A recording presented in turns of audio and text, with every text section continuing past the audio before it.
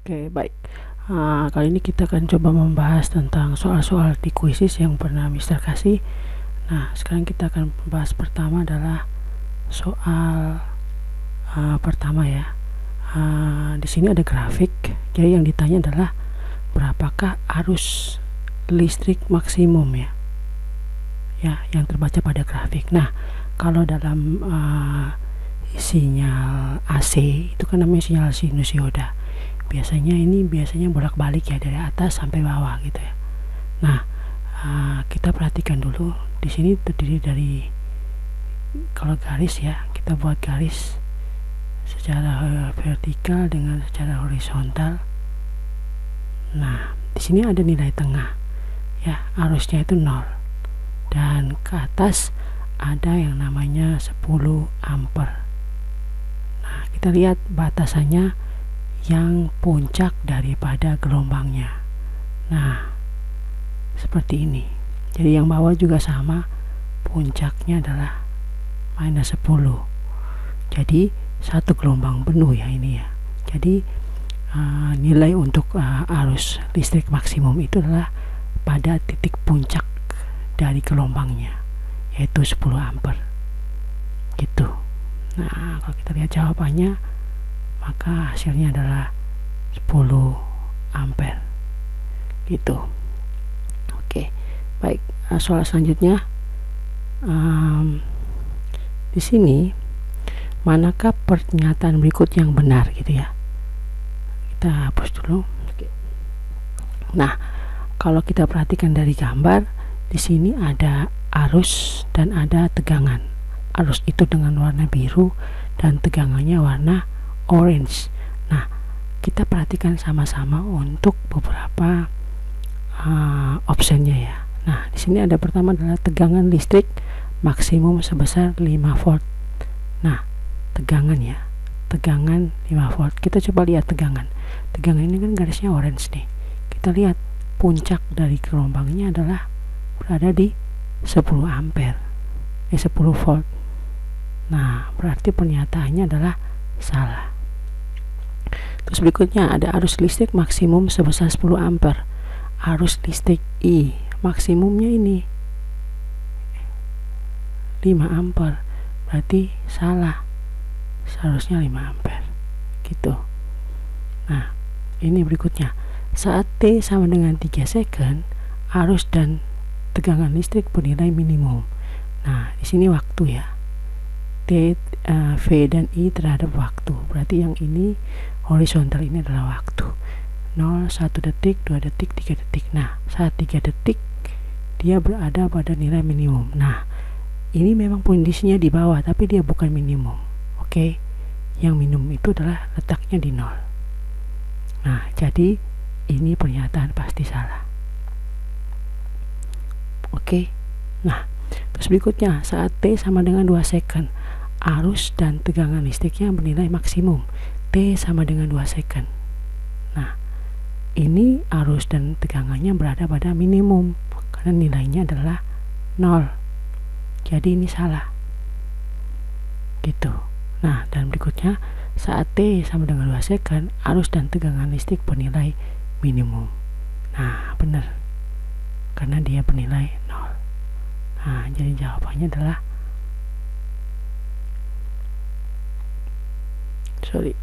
jadi jawabannya adalah yang A. Oke, kita lanjut ke soal berikutnya. Nah, soal berikutnya adalah berikut ini manakah yang pernyataan yang benar kecuali, berarti pernyataan yang salah. Kita lihat sama-sama. Oke, jadi arus listrik sefase dengan tegangan listrik. Benar. Kenapa? Karena dia satu jalur nih, dia sama. Naik, turun, terus pindah lagi ya. Ini sefase, pernyataannya benar gitu.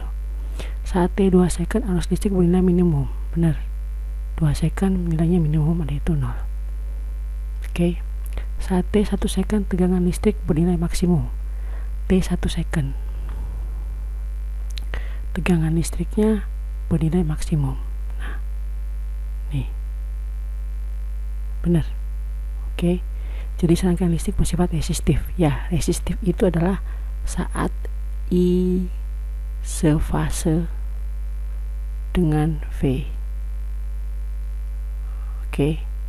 Nah, benar. Saat T 3 second tegangan listrik minimum. Nah, ini salah. Jadi yang di bawah ini belum, tidak minimum ya. Yang di bawah ini justru maksimum ya. Gitu. Jadi jawabannya adalah ini, yang kecuali. Oke. Kita lanjut ke nomor 4. Nah, nomor 4 dari data grafik, berapakah besar reaktansi induksi? Nah, namanya reaktansi induksi berarti kita juga akan mengambil nilai dari grafik ini dengan menggunakan rumus gitu. Jadi kalau reaktansi induksi kan berarti dia XL. Ya, kalau XL ini kalau kita konversikan dia nilainya sama dengan nilai R gitu.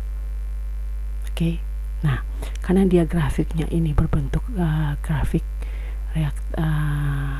induksi ya, jadi yang kita gunakan adalah nilai maksimum dari V dan I. Nah, seperti kita ketahui bahwa rumus V itu sama dengan I kali R gitu. Nah, jadi kalau untuk mencari nilai R nya sendiri sama dengan V per I. Kalau kita turunkan V nya berapa? Kita lihat V nya yang hijau, nilainya adalah 10 dibagi dengan I nya adalah yang ungu, nilai maksimumnya juga yang 10, maka dapatlah nilainya adalah 1 ohm gitu. Oke. Nah, kita lanjut. Di sini kita lihat bahwa yang benar itu yang mana. Oke, kita perhatikan dulu yang paling bawah ya. Jadi arus listrik sefase dengan tegangan listrik. Nah, ini tidak dikatakan sefase karena di sini ada yang mendahului dan ada yang tertinggal. Kalau sefase itu dia satu jalur gitu.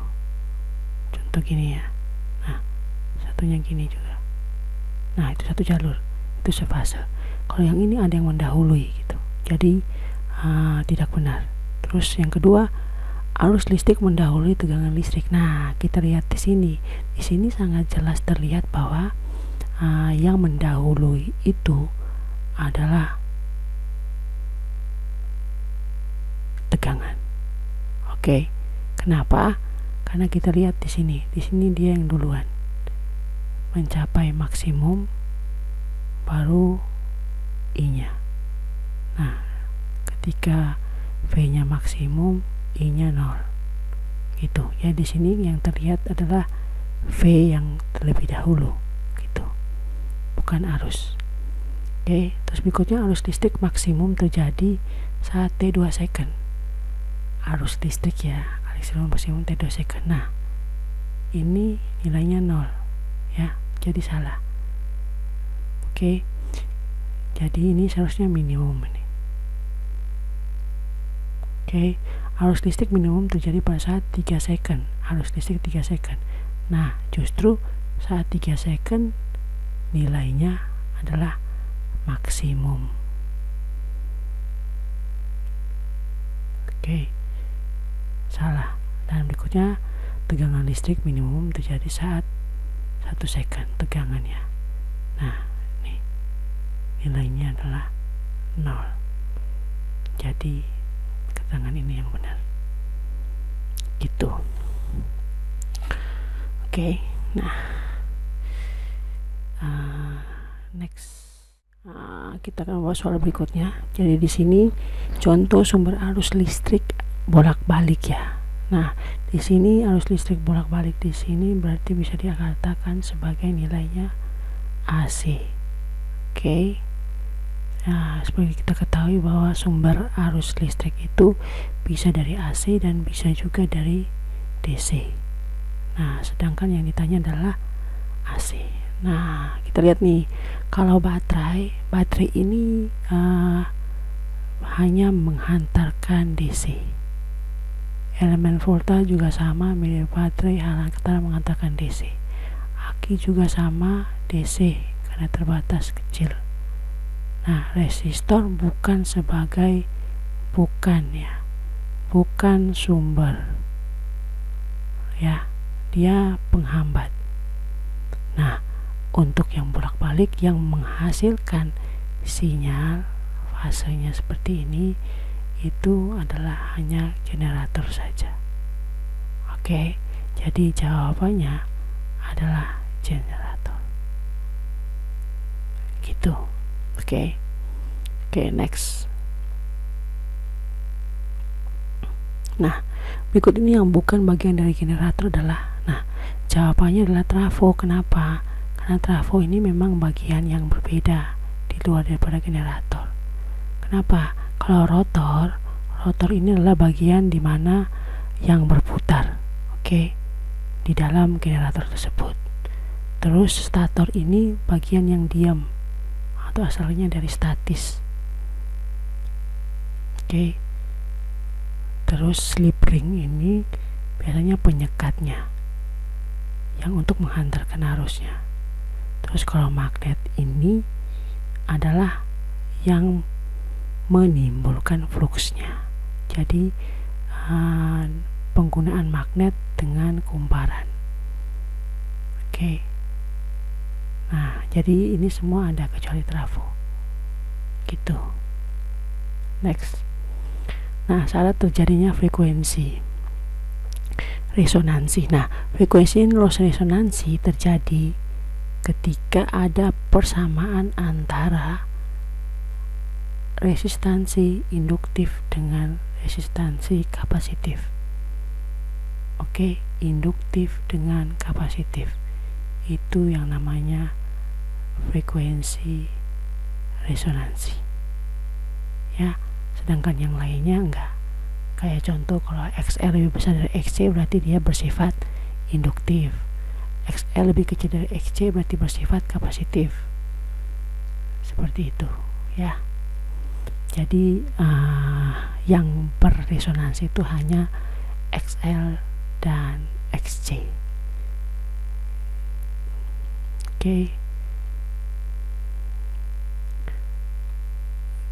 Berikutnya. Listrik arus bolak-balik dalam kehidupan sehari-hari diterapkan dengan alat berikut kecuali. Nah, ini kehidupan yang sering kita lihat dalam sehari-hari ya.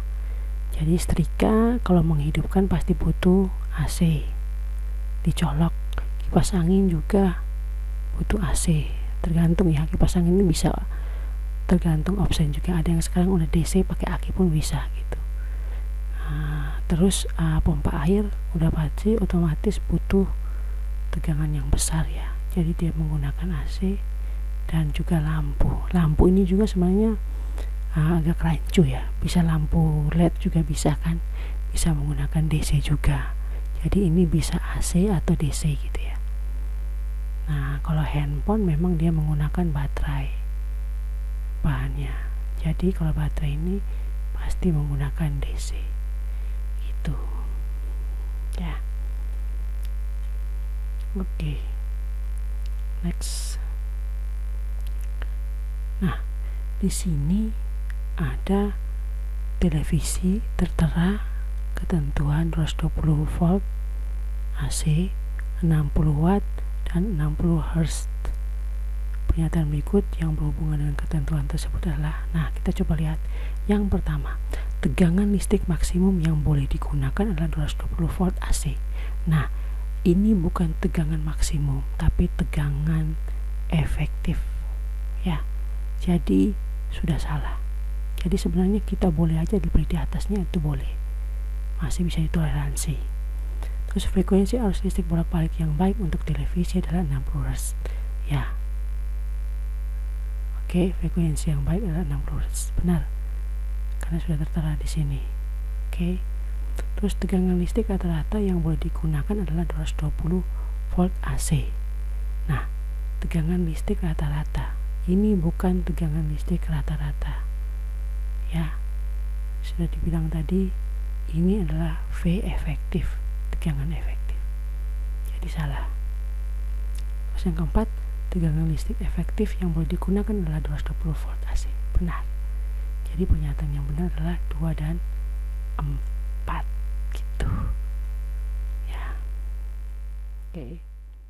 Berikutnya ini adalah data yang bisa dibaca oleh osiloskopnya. Di sini kita sudah pelajari sebelumnya bahwa tegangan efektif dan arus efektif hanya dapat dibaca, bukan hanya dapat dibaca ya, khusus dibaca oleh multimeter atau ampermeter dan voltmeter gitu. Nah, khusus untuk osiloskop dia bisa membaca tegangan maksimum, arus maksimum, dan periode. Periode itu yang bagian mana? Yang kalau saya ada sinyal seperti ini, nah ini yang namanya periode. Satu siklus, yaitu ke atas dan ke bawah. Nah, jadi yang bisa dibaca tuh ini 2 dan 3. Oke, lanjut. Apakah multimeter bisa mengukur arus searah? Multimeter bisa mengukur arus searah ya, karena dalam multimeter ini dia bisa mengukur AC, dia bisa mengukur arus DC ya, bisa digabung. Oke. Next, apa yang bisa diukur oleh multitester pada arus bolak-balik oleh multitester? Nah, kalau multitester yang bisa diukur adalah arus efektif, I efektif. Ini multitester itu namanya, artinya multimeter juga ya. Oke, arus maksimum itu hanya bisa diukur oleh osiloskop. Arus saat itu nanti diukur berdasarkan pakai perhitungan gitu ya, jadi hanya arus efektif. Oke,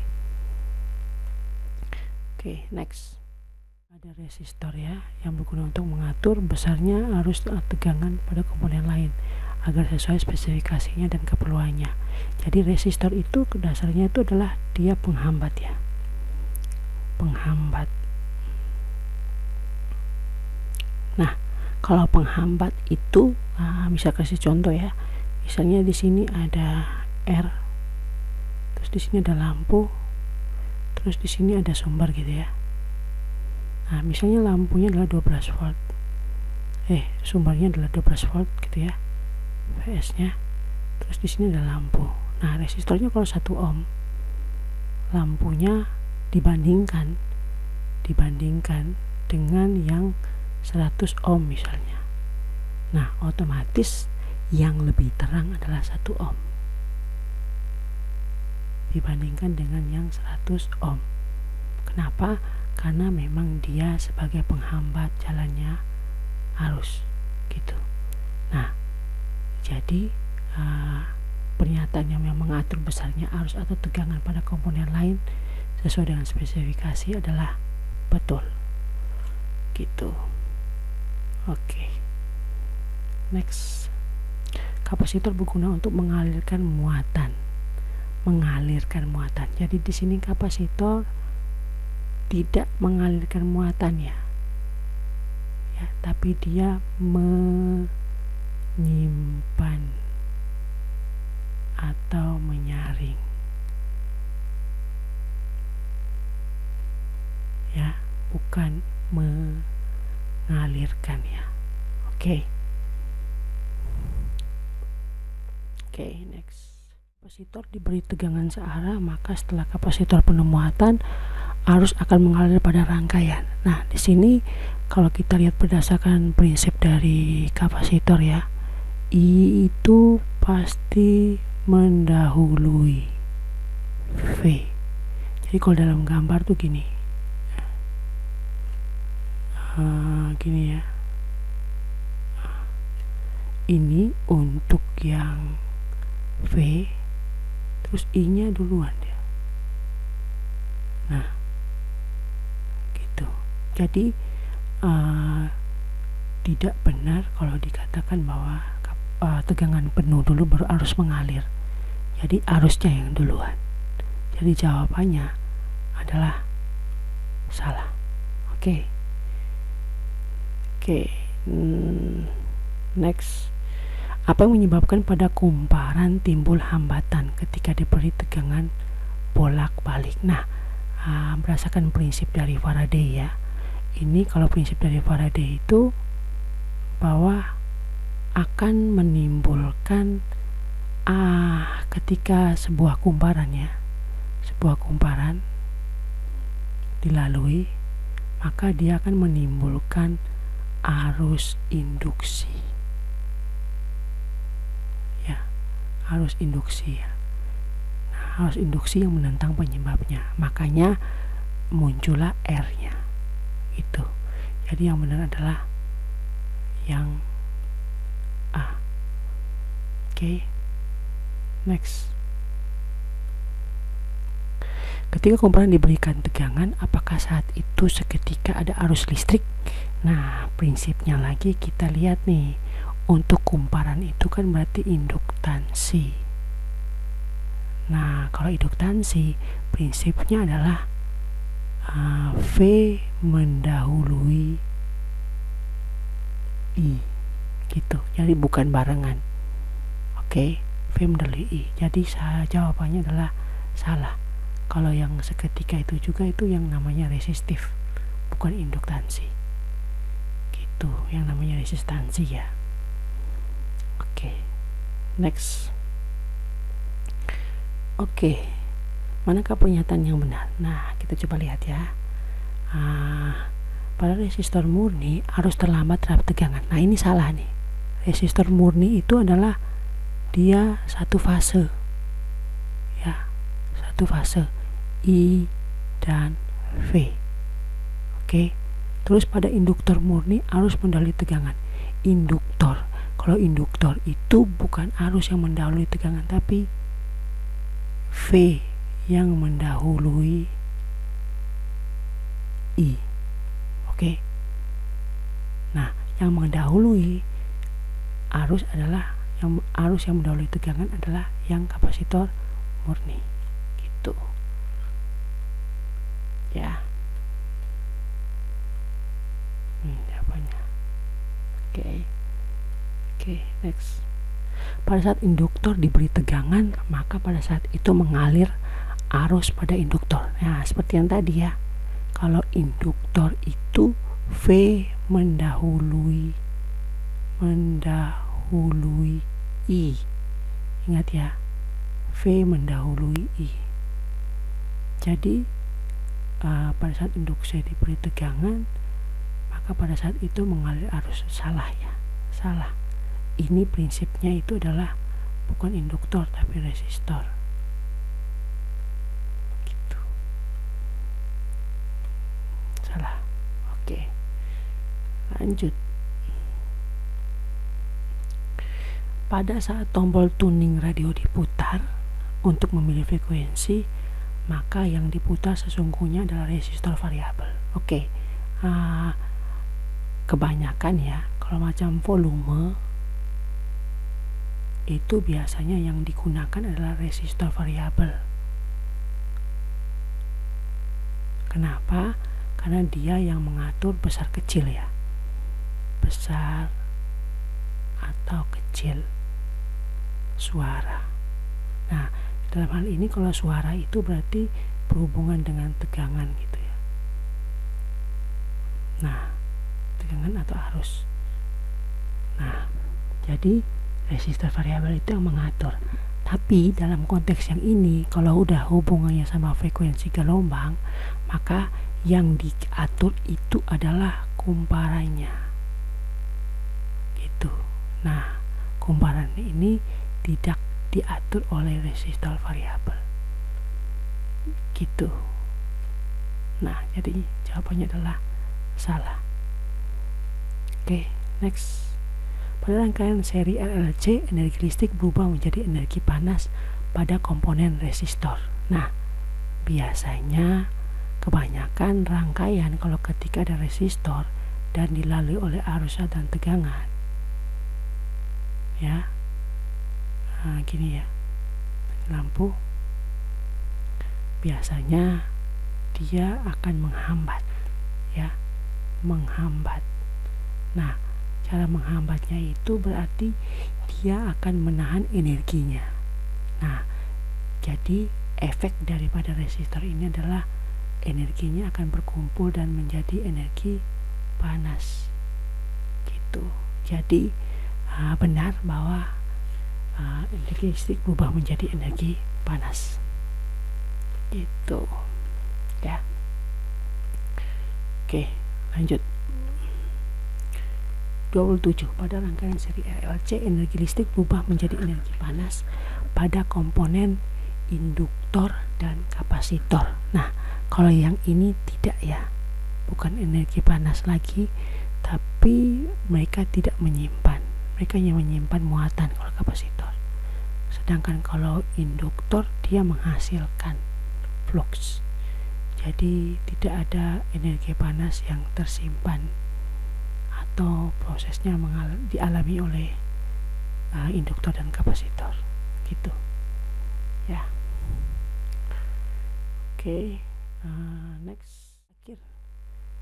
Ketika sebuah komponen diberi tegangan, kemudian tegangan dihilangkan, maka seketika arus menjadi nol. Nah, kita lihat lagi prinsip daripada induktansi. V mendahului I. Nah, kalau tegangan dihilangkan, I-nya pasti muncul belakangan. Jadi tidak seketika itu arusnya langsung hilang. Jadi kalau macam berdasarkan ini sinyal kan gini nih. Nah, terus di sini ada, nah, gini kan. Nah, jadi ketika V-nya hilang, I-nya masih ada karena dia tertinggal I-nya, gitu, ya. V mendahului I. Jadi kalau V-nya hilang, I-nya masih mengikuti dari belakang, gitu prinsipnya. Jadi jawabannya adalah salah, gitu, tidak seketika nol, ya, gitu. Oke, seperti itu, ya.